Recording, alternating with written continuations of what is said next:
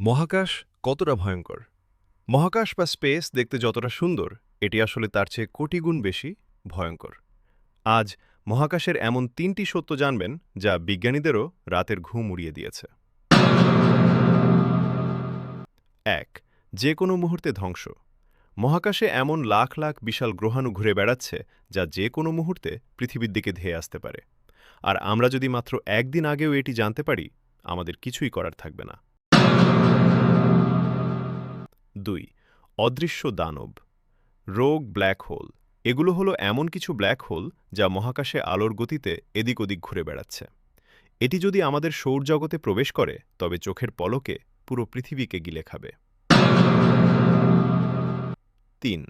অনন্ত নীরবতা। মহাকাশে কোনো বায়ুমণ্ডল নেই, তাই সেখানে কোনো শব্দ ভ্রমণ করতে পারে না।